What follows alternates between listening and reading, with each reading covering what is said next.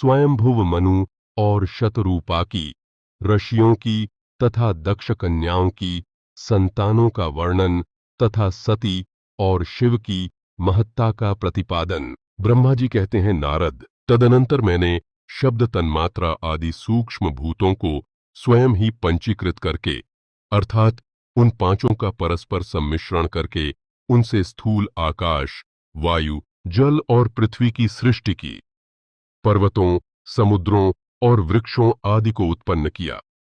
कला से लेकर युग पर्यंत जो काल विभाग हैं उनकी रचना की। मुने, उत्पत्ति और विनाश वाले और भी बहुत से पदार्थों का मैंने निर्माण किया, परंतु इससे मुझे संतोष नहीं हुआ। तब सांब शिव का ध्यान करके मैंने साधन परायण पुरुषों की सृष्टि की। अपने दोनों नेत्रों से मरीचि को, हृदय से भृगु को, सिर से अंगिरा को, व्यान वायु से मुनिश्रेष्ठ पुलह को, उदान वायु से पुलस्त्य को, समान वायु से वसिष्ठ को, अपान से क्रतु को, दोनों कानों से अत्रि को, प्राणों से दक्ष को, गोद से तुमको, छाया से कर्दम मुनि को तथा संकल्प से समस्त साधनों के साधन धर्म को उत्पन्न किया। मुनिश्रेष्ठ इस तरह इन उत्तम साधकों की सृष्टि करके महादेव जी की कृपा से मैंने अपने आप को कृतार्थ माना। तत्पश्चात संकल्प से उत्पन्न हुए धर्म मेरी आज्ञा से मानव रूप धारण करके साधकों की प्रेरणा से साधन में लग गए। इसके बाद मैंने अपने विभिन्न अंगों से देवता, असुर आदि के रूप में असंख्य पुत्रों की सृष्टि करके उन्हें भिन्न भिन्न शरीर प्रदान किए। मुने, तदनंतर अंतर्यामी भगवान शंकर की प्रेरणा ले अपने शरीर को दो भागों में विभक्त करके मैं दो रूप वाला हो गया। नारद, आधे शरीर से मैं स्त्री हो गया और आधे से पुरुष। उस पुरुष ने उस स्त्री के गर्भ से सर्व साधन समर्थ उत्तम जोड़े को उत्पन्न किया। उस जोड़े में जो पुरुष था वही स्वयंभुव मनु के नाम से प्रसिद्ध हुआ। स्वयंभुव मनु उच्च कोटि के साधक हुए तथा जो स्त्री हुई वह शतरूपा कहलाई। वह योगिनी एवं तपस्विनी हुई। तात मनु ने वैवाहिक विधि से अत्यंत सुंदरी शतरूपा का पाणि ग्रहण किया और उससे वे मैथुन जनित सृष्टि उत्पन्न करने लगे। उन्होंने शतरूपा से प्रियव्रत और उत्तानधाद नामक दो पुत्र और 3 कन्याएं उत्पन्न कीं।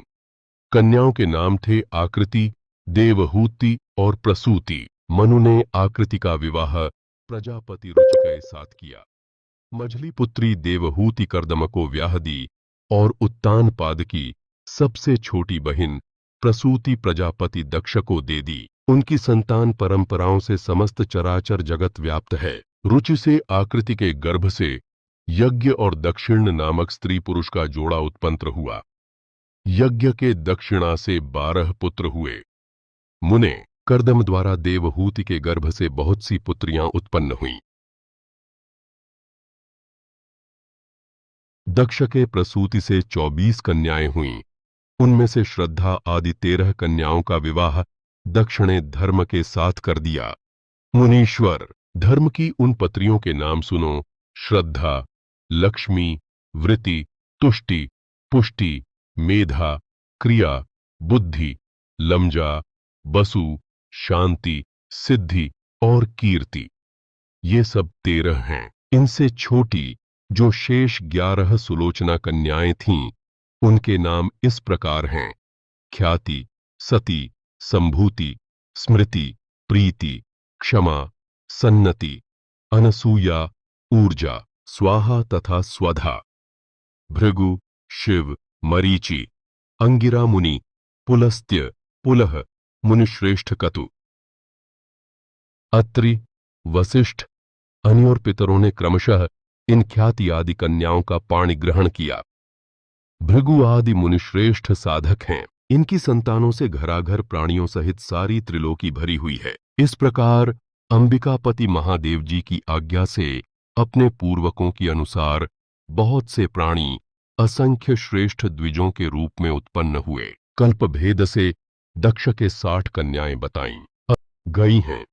उनमें से 10 कन्याओं का विवाह उन्होंने धर्म के साथ किया। 27 कन्याएं चंद्रमा को ब्याह दीं और विधि पूर्वक 13 कन्याओं के हाथ दक्षिणे कश्यप के हाथ में दे दिए।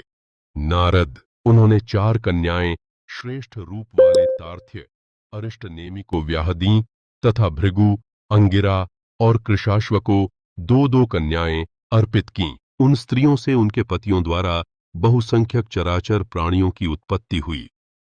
मुनिश्रेष्ठ, दक्षिणे महात्मा कश्यप को जिन 13 कन्याओं का विधि पूर्वक दान दिया था, उनकी संतानों से सारी त्रिलोकी व्याप्त है। स्थावर और जंगम कोई भी सृष्टि ऐसी नहीं है जो कश्यप की संतानों से शून्य हो। देवता, ऋषि, दैत्य, वृक्ष, पक्षी, पर्वत तथा तृणलता आदि सभी कश्यप पत्रियों से पैदा हुए हैं। इस प्रकार दक्ष कन्याओं की संतानों से सारा चराचर जगत व्याप्त है। पाताल से लेकर सत्यलोक पर्यंत समस्त ब्रह्मांड निश्चय ही उनकी संतानों से सदा भरा रहता है, कभी खाली नहीं होता। इस तरह भगवान शंकर की आज्ञा से ब्रह्मा जी ने भली भांति सृष्टि की। पूर्व काल में सर्वव्यापी शंभु ने जिन्हें तपस्या के लिए प्रकट किया था तथा स्द्रदेव ने त्रिशूल के अग्रभाग पर रखकर जिनकी सदा रक्षा की है, वे ही सती देवी लोकहित का कार्य संपादित करने के लिए दक्ष से प्रकट हुई थीं।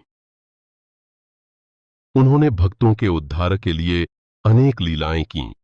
इस प्रकार देवी शिवा ही सती होकर भगवान शंकर से व्याही गर्योहु, किंतु पिता के बज में पति का अपमान देख उन्होंने अपने शरीर को त्याग दिया और फिर उसे ग्रहण नहीं किया। वे अपने परम पद को प्राप्त हो गईं। फिर देवताओं की प्रार्थना से वे ही शिया पार्वती रूप में प्रकट हुईं और बड़ी भारी तपस्या करके पुनः भगवान शिव को उन्होंने प्राप्त कर लिया। मुनीश्वर, इस जगत में उनके अनेक नाम प्रसिद्ध हुए। उनके कालिका, चंडिका, भद्रा, चामुंडा, विजया, जया, जयंती, भद्रकाली, दुर्गा, भगवती, कामाख्या, कामदा, अंबा, मृडानी और सर्वमंगला आदि अनेक नाम हैं जो भोग और मोक्ष देने वाले हैं। ये सभी नाम उनके गुण और कर्मों के अनुसार हैं। मुनिश्रेष्ठ नारद, इस प्रकार मैंने सृष्टि क्रम का तुमसे वर्णन किया है। ब्रह्मांड का यह सारा भाग भगवान शिव की आज्ञा से मेरे द्वारा रचा गया है। भगवान शिव को परब्रह्म परमात्मा कहा गया है। मैं, विष्णु तथा रुद्र, ये 3 देवता गुण भेद से थे। उन्हें की रूप बतलाए गए हैं। चे मनोरम शिवलोक में शिवा के साथ स्वच्छंद विहार करते हैं। भगवान शिव स्वतंत्र परमात्मा हैं। निर्गुण और सगुण भी वे ही हैं। और धार्मिक वीडियो देखने के लिए चैनल को सब्सक्राइब करें, वीडियो को लाइक शेयर करें। धन्यवाद।